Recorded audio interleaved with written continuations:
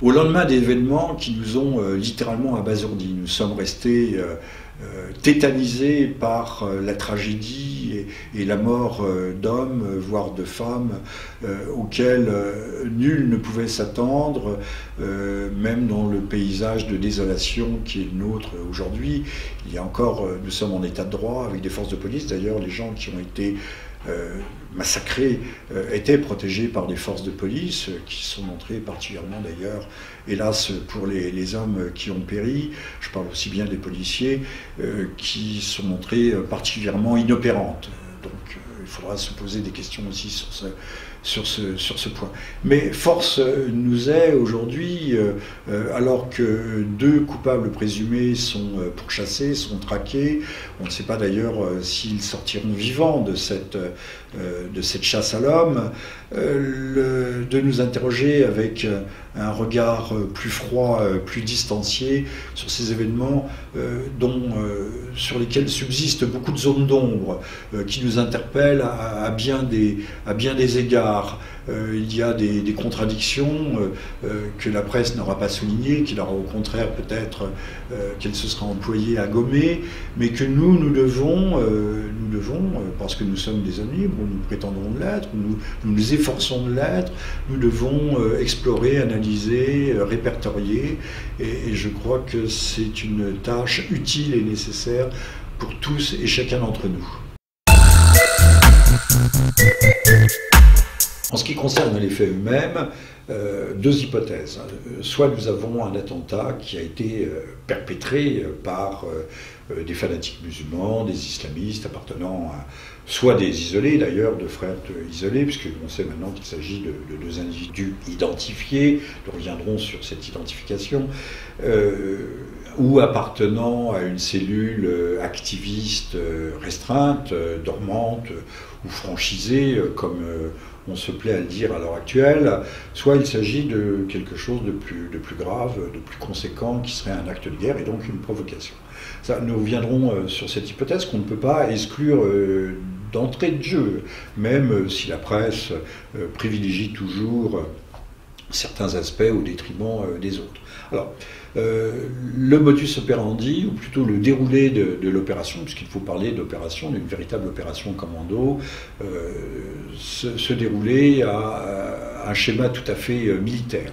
On avait l'impression de voir des membres des forces spéciales, on ne sait où, intervenir avec un sang-froid, un caractère méthodique, posé, prenant leur temps, puisque l'opération aurait duré plus de 10 minutes. On sait que les opérations de ce type de commando, comme par exemple la liquidation de Ben Laden, sont des opérations qui tiennent en quelques minutes. Nous avons affaire à des hommes qui sont particulièrement performants, pour utiliser ce vilain mot, particulièrement aguerris, qui font preuve d'un sang-froid extraordinaire, puisqu'on le voit, l'un d'entre eux, après avoir abattu un policier dans la rue, se prend le temps de ramasser une chaussure et donc de ne pas laisser de preuves. Ils partent tranquillement. Ils ont affronté au préalable deux équipes de policiers, une en voiture sur laquelle ils ont tiré et qui est partie en marche arrière, l'autre ils ont fait fuir des policiers à vélo. Donc ce sont des gens qui à aucun moment ne perdent leur sang-froid. Or, ce sont les mêmes hommes qui vont oublier leur papier d'identité lors du changement du second véhicule. Ça semble extraordinaire. A priori, lorsque vous vous engagez dans ce type d'opération, vous n'avez pas de papier d'identité sur vous. Ça rappelle fâcheusement l'épisode du World Trade Center, dans les décombres fumantes, alors que l'acier a fondu, on trouve un passeport miraculeusement tombé d'un des avions désignant donc un pirate de l'air saoudien. Notons que plus les choses sont extraordinaires, plus elles sont gigantesques, énormes, phénoménales, et plus elles ont une chance de passer. Puisque c'est tellement estomacant, c'est tellement sidérant, qu'on a vraiment l'impression qu'il y a des miracles qui opèrent, des Deus ex machina. Le Deus ex machina, ce qui veut dire le Dieu sorti de la machine, c'était dans les décors de théâtre autrefois, au XVIIe siècle, il y avait Zeus qui descendait des cimaises, des cimaises du décor. Voilà. Donc Deus ex machina. Ce qui fait que dès la fin de l'après-midi, on avait identifié, encore une fois, les perpétrateurs de ce crime, que nous soulignons est un crime odieux. Mais nous allons continuer à décortiquer et à analyser à la fois les circonstances, les antécédents, les arrière-plans, au-delà des émotions suscitées, entretenues par la presse, créée même de toutes pièces par la presse, et au-delà de l'indignation, qui est une indignation tout à fait nécessaire, mais aussi tout à fait orchestrée.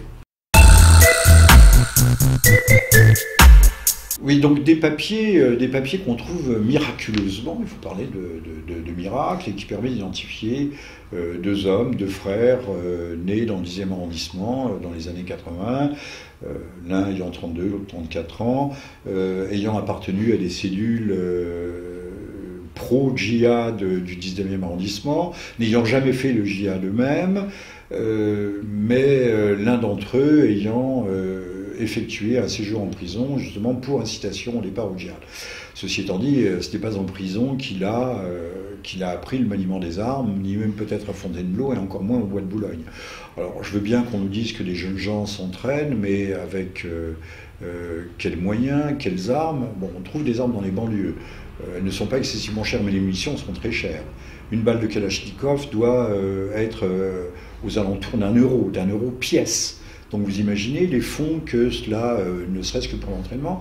Or, si on regarde les vidéos, on voit qu'il y a une voiture de police avec des impacts qui ne sont pas le fait d'un tir de chasse-peau, enfin plutôt de fusil à pompe avec des chevrotines, qui ne sont plus en vente en France d'ailleurs, de chevrotines, mais bien un groupement d'impacts d'un fusil de guerre.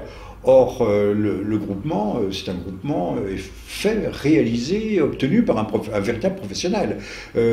Si vous ne tenez pas fermement votre arme, l'arme va monter, sauter, vous allez disperser vos projectiles. Or là, vous avez sur 30 cm², vous avez un groupement presque parfait.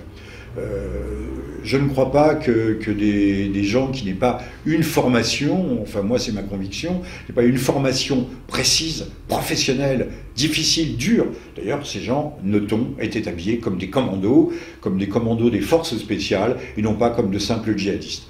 Donc ces gens qui font preuve d'un tel professionnalisme vont oublier miraculeusement pardonnez-moi d'insister, ces papiers d'identité, ce qui va permettre de les traquer immédiatement. On ne les a pas encore attrapés à l'heure actuelle. Gageons que si on arrive en termes policiers à les loger, tout comme dans l'affaire Mera, normalement ils ne devraient pas s'en sortir vivants. Il ne faut pas qu'il y ait de témoignages. Notons aussi la similarité de leur cas avec celui des frères Tchernaïev à Boston, un attentat aussi qui comporte énormément de zones d'ombre. Là, ça mériterait de revenir là-dessus, dont le frère, le perpétrateur, a été immédiatement tué chez lui alors qu'il était désarmé par les forces du FBI. Le frère, celui qui passe en jugement, a été blessé et ne peut pas témoigner puisqu'il n'aurait pas véritablement, bien qu'il soit exposé à être condamné à la peine de mort, la peine capitale. Donc il y a une similarité là également. Il y a deux frères de l'autre côté. Dans ce cas, comme dans d'autres, comme dans le cas du 11 septembre, et certains ont dit que cet épisode était le 11 septembre du pauvre, le 11 septembre à la française, destiné à susciter un choc national et international, et nous verrons tout à l'heure quelles pourraient être les raisons d'avoir voulu susciter ce choc, que ce soit les deux frères en question qui aient commis ce crime, ou qu'ils aient de leur propre chef, ou qu'ils aient eu des commanditaires. Là aussi, on trouve des preuves immédiates. Le soir même du 11 septembre, personne n'avait rendu de rapport, mais on avait déjà désigné Al-Qaïda, on savait déjà tout. Chose étrange, je demande là simplement à nos auditeurs, téléspectateurs, de réfléchir à la question suivante. Comment se fait-il qu'on identifie ces gens aussi vite, indépendamment des pièces d'identité trouvées dans la voiture, alors qu'on n'a pas pu les identifier avant, qu'on n'a pas pu... tout d'un coup, en une seconde, le travail qui n'a pas été effectué en amont pendant des mois, voire pendant des années, se cristallise et on désigne immédiatement les coupables. Je rappellerai sur les attentats du 11 septembre que plusieurs années après, Oussama Ben Laden, qui avait été désigné comme le principal responsable, l'auteur, encore une fois, le décideur des attentats, n'était pas désigné par le FBI pour cet attentat. Il était recherché par le FBI uniquement pour les attentats de 1998, Dar es Salaam et Nairobi, contre des représentations diplomatiques américaines. Donc parmi les 10 most wanted people, il y avait bien Oussama Ben Laden, mais pas pour le 11 septembre. Les journalistes qui sont d'investigation, c'est bien connu, ont mis des années et des années à s'apercevoir de ce fait pourtant extraordinaire. Au-delà de la mort tragique de 12 personnes, et peut-être demain de 13, de 14 ou de 15, et surtout de la mort de 2 policiers qui étaient en service, qui étaient des policiers tout à fait innocents, qui n'avaient rien à voir de près ou de loin avec la politique éditoriale de Charlie Hebdo, de savoir que ce commando n'a pas agi comme agissent véritablement les membres fanatiques de l'État islamique au Levant ou d'Al-Qaïda, qui ont des motivations religieuses. Et quand je dis religieuses, à la façon ou à habit de leur religion très particulière, qui auraient dû, en tout état de cause, soit venir se faire exploser en tant que martyr, shahid, soit commencer par mettre le feu ou faire sauter l'immeuble pour détruire tous les éléments matériels impies, notamment les fameuses caricatures, mais ce n'est pas seulement les caricatures de 2006, repiquées d'un journal danois, ce sont surtout les caricatures postérieures. J'engage ceux qui nous verront, qui nous regarderont, à se rendre sur la page images de Google et de regarder les premières de couverture de Charlie Hebdo, qui sont tout à fait évocatrices de ce point de vue et qui montrent bien à quel point c'était un journal très particulier. Donc ces gens n'ont pas agi comme agissent véritablement dans des fanatiques musulmans dans des circonstances analogues. Ils ont agi comme des exécuteurs. Et puis il y a un détail qui tue, que personne n'aura jamais relevé, mais que moi personnellement j'ai relevé pour avoir vécu dans le 20e arrondissement, bien connaître les milieux de l'immigration, mais pas seulement maghrébine, aussi bien pakistanais et autres.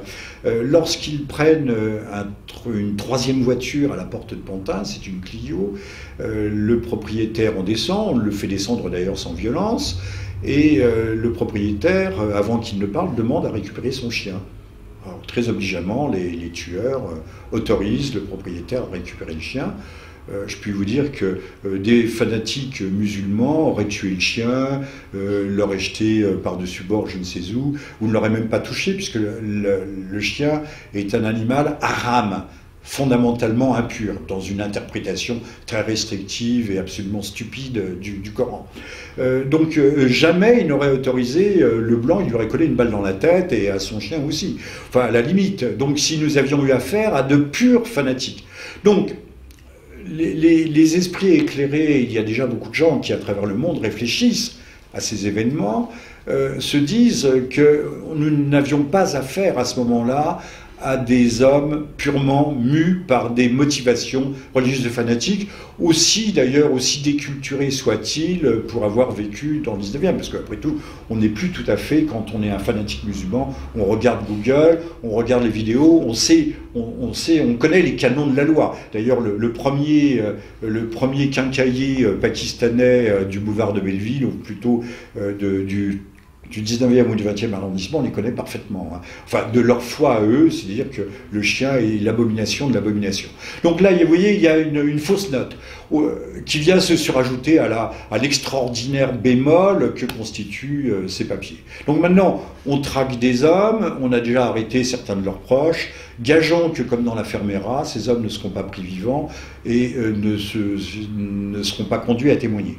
Maintenant, si par miracle on les prenait vivants, si par miracle ils étaient conduits à passer des aveux, là aussi il faudrait malgré tout avoir quelques réserves intellectuelles à l'égard de ces aveux, en se demandant ce qui se cache et qui a manipulé cette opération, puisque une opération aussi complexe, aussi parfaite dans sa conduite, dans sa réalisation, ne peut pas être le fait de deux individus dont l'un a passé 3 ans en prison pour avoir prêché le djihad, mais qui n'ont jamais connu un entraînement militaire de haut niveau, encore une fois, du niveau de force spéciale, pour accomplir une mission qui mérite là aussi une profonde réflexion quant à ses objectifs réels.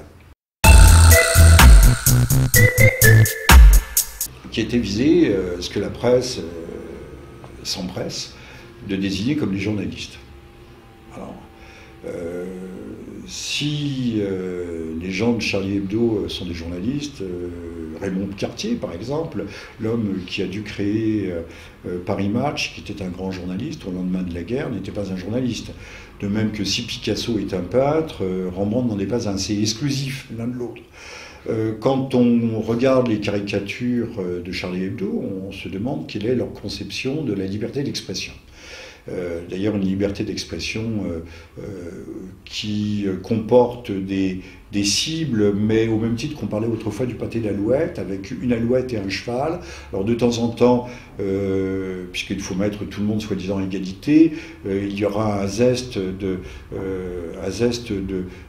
condamnation, de caricature de certaines communautés, mais ce sont les communautés essentiellement chrétiennes, particulièrement catholiques, et musulmanes qui sont visées, avec des dessins qui dépassent le niveau concevable de l'ordure. Il faut bien dire, c'est pas de la presse de caniveau, c'est de la presse de santine, c'est de la presse de fausses sceptiques, si on peut appeler ça. Donc on désigne des journalistes, moi je veux bien. De toute façon, nous devons tous déplorer qu'il y ait eu mort d'hommes, voire mort de femmes.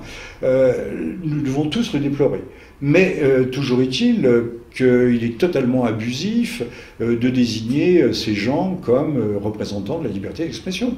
En Europe, en France peut-être pas aujourd'hui, mais en Allemagne, en Angleterre, en Autriche, en Suisse, il existe des prisonniers d'opinion.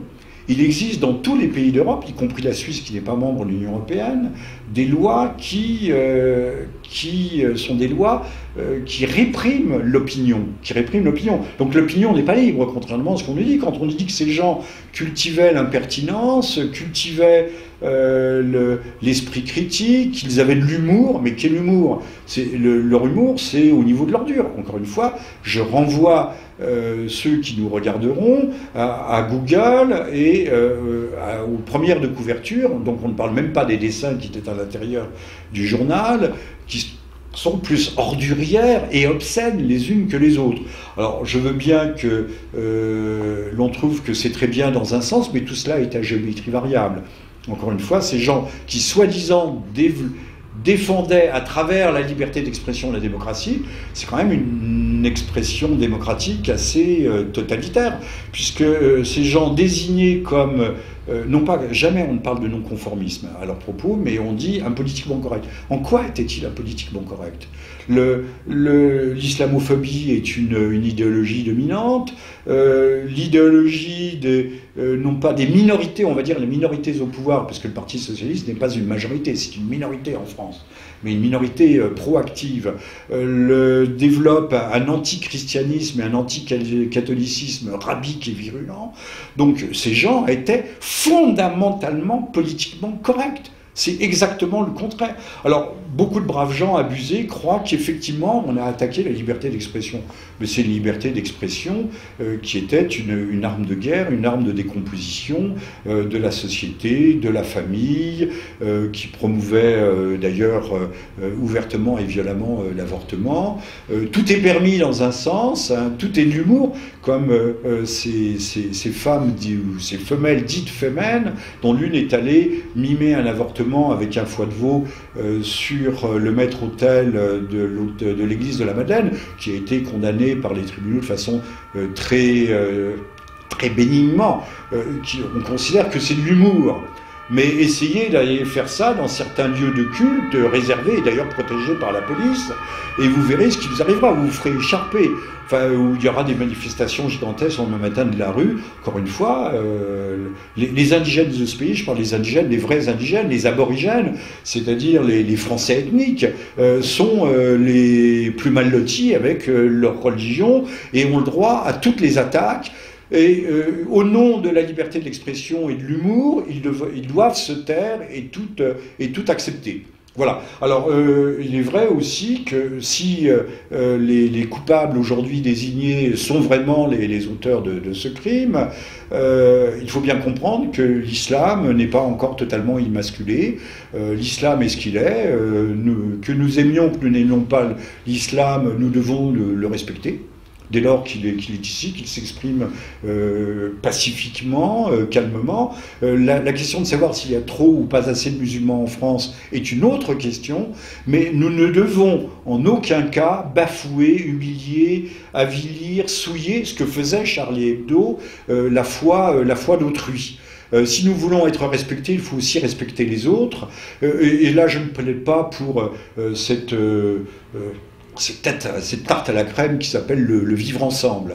Donc, voir que Charlie Hebdo, en tant que cible, était une cible parfaite, puisque aux yeux du grand public, il pouvait incarner, encore une fois, la démocratie et le sommet de la démocratie qui serait cette liberté d'expression qui est, je viens de le dire, en fait, qui est une fiction. Il n'y a pas de liberté d'expression dans ce pays, puisque, encore une fois, j'ai regardé très assidûment la télévision tout au long de la journée. J'ai vu comment l'information était affinée, comment certains visages étaient floutés, comment certaines scènes disparaissaient, comment certains commentaires et commentateurs n'étaient plus invités. Nous avons une information à sens unique, nous avons une information... ne parlons même pas de politiquement correct, toute pensée unique, nous avons une information à sens unique, et tous ceux qui pourraient dire autre chose sont évacués, comme par exemple l'ancien directeur de la sécurité de la DGSE, au service de renseignement et de sécurité extérieure, Alain Chouet, qui est un grand spécialiste du monde musulman, notamment il a été chef de poste, chef d'antenne pendant 4 ou 5 ans en Syrie, auquel la journaliste disait « mais nous avons entendu Allahu Akbar ». Et alors Alain Chouet répondait « oui, et alors, moi-même je peux crier Allahu Akbar ». Oui, on peut crier Allahu Akbar. Donc, tout ça pour dire que cet événement, au-delà même de la tragédie qu'il représente, laisse une profonde impression de malaise. Le passeport miraculeux, la dissonance profonde qui existe entre le mode opératoire de commandos fortement aguerris, spécialisés du crime, et en même temps l'amateurisme de ces gens qui n'ont aucune formation militaire et qui apparaissent un peu comme non pas des boucs émissaires, je n'aime pas le terme, mais comme ces daguets que les grands cerfs chassés à courre essayent de pousser devant eux, pousser devant la meute, de débusquer pour pouvoir eux-mêmes prendre le large.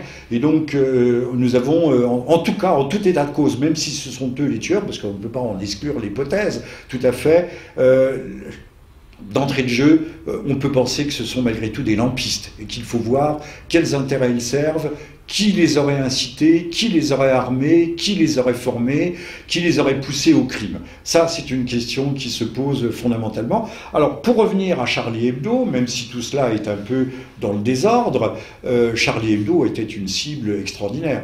Un attentat terroriste politique aurait visé une personnalité politique, visé à décapiter un parti ou une personnalité particulièrement symbolique. Tandis que Charlie Hebdo, on savait qu'il y aurait un énorme ressenti populaire et que là aussi, on touchait au cœur du système. Donc la cible déjà en soi montre bien, parce que c'est une petite cible en fait, Charlie Hebdo. Et c'est une petite cible qui peut correspondre à des islamistes, mais nous avons essayé de montrer que le profil même des tueurs, le profil des tueurs désignés, ne correspond pas au profil de véritables islamistes fanatiques. Alors, à qui peut bénéficier ce crime au-delà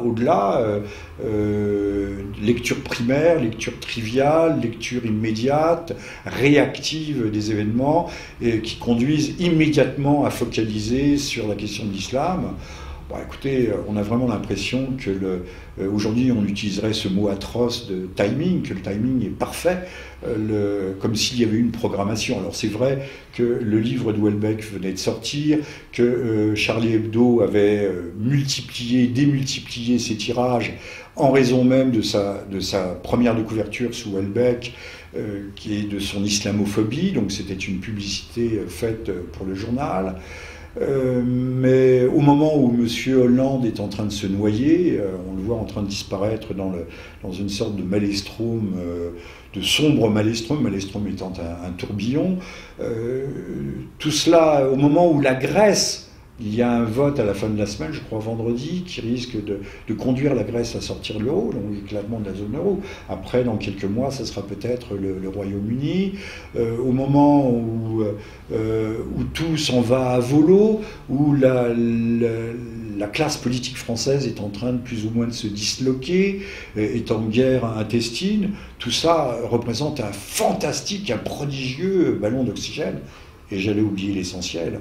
Au moment où l'État hébreu va connaître lui aussi des élections législatives, où la majorité, le parti au pouvoir, le Likoud, est en difficulté, et doit faire face à une vague mondiale sans précédent. Personne, les journaux ne vous donneront pas les chiffres, mais c'est 100, 200 États à travers le monde qui ont déjà reconnu l'État palestinien.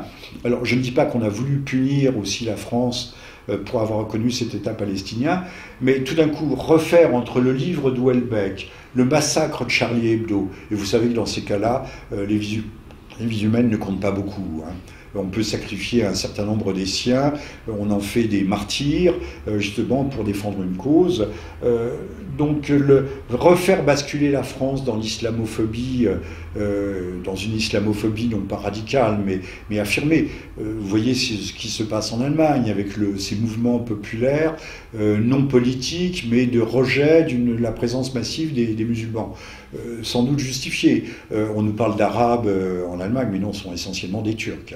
Et certains commentateurs, d'ailleurs, confondent les Turcs et les Arabes, ce qui est assez amusant, quant au degré d'inculture des commentateurs journalistiques et des médias. Donc, Israël est en très mauvaise posture. La campagne de Gaza a été un échec, au moins au plan médiatique. Les Israéliens ont entassé ruine sur ruine. Vous noterez d'ailleurs qu'en France, on est censé traquer les jeunes gens qui partent faire le djihad en Syrie après les avoir encouragés, en désignant Bachar comme la bête à abattre, mais que les jeunes gens français binationaux qui vont combattre dans les rangs de l'armée israélienne, à savoir Tsahal, qui notamment ont été combattre à Gaza, ceux-là, lorsqu'ils rentrent en France, ne sont pas considérés comme des parias ou comme des traîtres à la nation ou comme des gens qui seraient allés vivre ou pratiquer une certaine forme de djihad. comprenne qui pourra, mais c'est ainsi. Non, mais il faut bien le noter, on a 30, 40, 50, 60 jeunes gens qui, lors de la guerre de Gaza, il faut bien parler de guerre, sont allés combattre, sont sans doute pour la plupart revenus depuis, c'était des engagés volontaires, mais dans ce cas-là, c'est bien, quand il s'agit d'aller casser du palestinien. J'apprenais qu'il y a encore un certain nombre de Palestiniens chrétiens, il faut quand même le préciser, hein, que la résistance palestinienne est majoritairement au départ chrétienne et non pas musulmane comme on le croit aujourd'hui. Les choses ont changé depuis. Bon, donc tout le monde peut avoir intérêt à accentuer la cassure communautaire tout en plaidant officiellement pour le vivre ensemble, pour la société plurielle, pour la diversification, pour l'amour, aimons-nous, embrassons-nous, Folleville.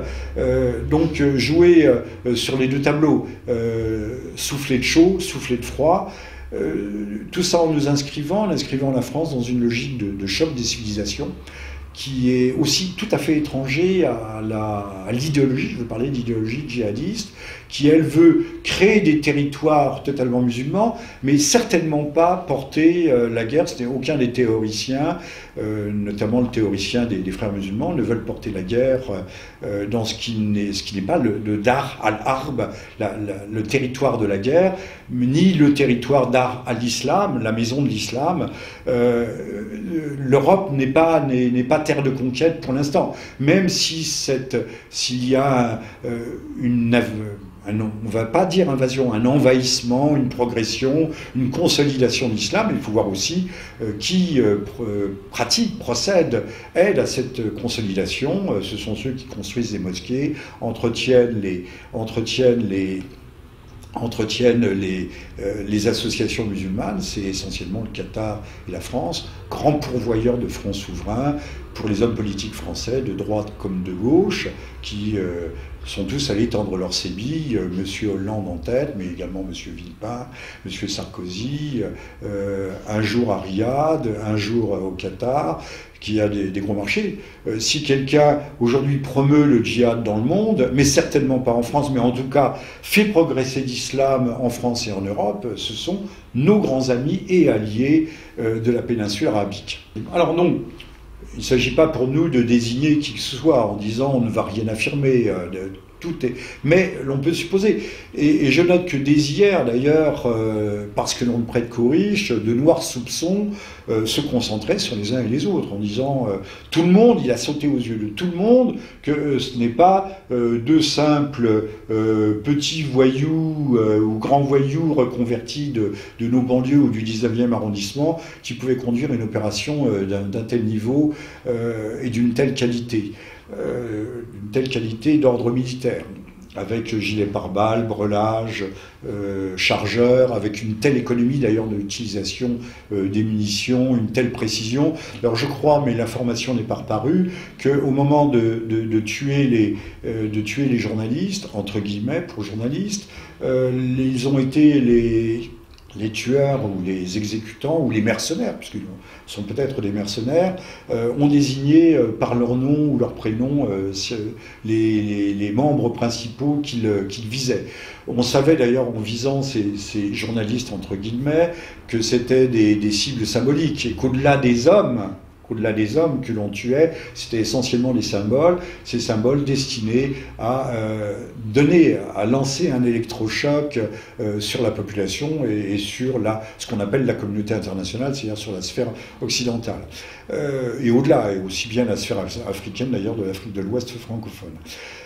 Donc, à qui bénéficie, non pas à qui profite, mais à qui bénéficie, aux tenants aux États-Unis, aux tenants du choc des civilisations, ce qu'on appelle communément les néoconservateurs, mais les néoconservateurs, vous en avez aussi bien dans le Parti démocrate. Ceux qui, pour conduire la politique impériale des États-Unis au Proche-Orient, politique qui vise à la dislocation des États-nations, au morcellement ethnique, confessionnel, ethno-confessionnel, veulent radicaliser. Aujourd'hui, si d'ailleurs on veut que l'État hébreu ait des chances de survivre, parce qu'il est somme toute en mauvaise posture, qu'il ait des chances de survivre. Il faut aujourd'hui émietter ce Proche-Orient et qu'il n'y ait plus de pôle de puissance qui puisse faire obstacle au rayonnement de cet État hébreu et à son extension, le cas échéant. Le crime, en tout cas, profite indirectement, mais directement aussi, à la classe politique française qui, je l'ai souligné tout à l'heure, est dans un état de déshérence, de déconfiture, de discrédit, comme on ne l'a jamais vu. C'est donc du pain béni, c'est une chance inouïe. Au moment où le bateau coule, il y a des remorqueurs qui viennent et qui tirent. Et là encore, on va bien voir dans les jours qui viennent si l'APA a fonctionné et si la France se rassemble dans un grand sursaut républicain.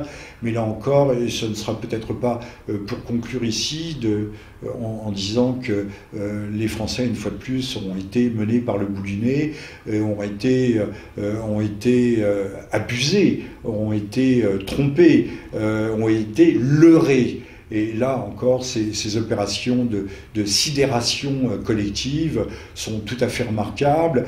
Et il faut bien songer, lorsque l'on regarde, on considère avec un esprit froid ces événements tragiques, et j'insiste bien sur ce mot de tragique, sur ces événements tragiques, de voir aussi qu'il pourrait y avoir des forces sous-jacentes, des forces souterraines, qui est plus ou moins pilotée, orientée, influencée cette affaire dans des buts qui ne sont évidemment pas des buts de défense ni de la démocratie, ni de la liberté d'expression.